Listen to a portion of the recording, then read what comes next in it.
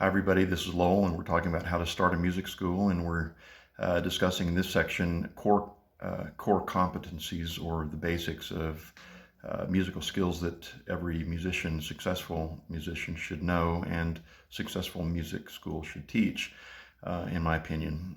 And this is the first, segment of this discussion, and we're talking about basic physical exercises, physical understanding of scales and arpeggios, both horizontal and vertical aspects of technique. And so in this video, I wanted to discuss a concept that should be applied to everything that I just mentioned, which the great teacher that was one of the establishing teachers in both Juilliard and Curtis, his name was Ivan Galamian.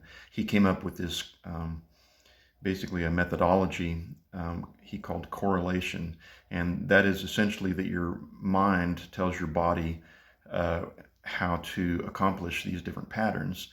And as I mentioned in one of the earlier videos, they've done scientific studies. I believe this, I'm not a neurosurgeon or anything, but I understand that there's a part of the brain, I think it's the cerebral cortex. Anyway, whatever that part of the brain is that musicians use the most, which is essentially the brain to body correlation, science has found that part of the brain is bigger in musicians, and that's because of all the patterns that musicians learn. And so the Galamian's word correlation is to reference the brain-body connection in terms of the brain basically imagining the type of motion that should take place and then transmitting that to the body. And so in order to do that, Galamian created essentially these puzzles that you would solve. And so he would train the student how to use this idea of correlation by using scales, and particularly by using different patterns that would be overlaid on top of scales, and of not just scales, but all different kinds of scales, horizontal and vertical scales. And so and the patterns are innumerable. I mean, he created a whole book full of them, but that's just the beginning. So he encouraged the player to create their own patterns. And so right there you start involving creativity in the design of patterns. And essentially what you're doing is you're taking a scale and looking at it three-dimensionally, from top, from the bottom, from the forward to the backward, every aspect that you can look at a scale through various rhythms and bowing patterns. He was a violin teacher.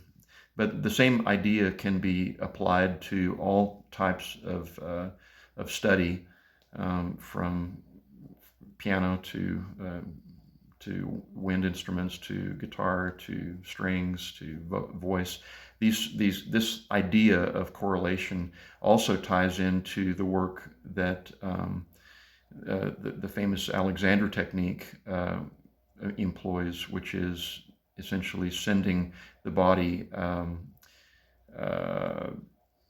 I'll talk about this later, but essentially finding areas of the body that need to relax and to only use what is necessary. So economy of means in terms of how you use your body. This is very similar to Galamian's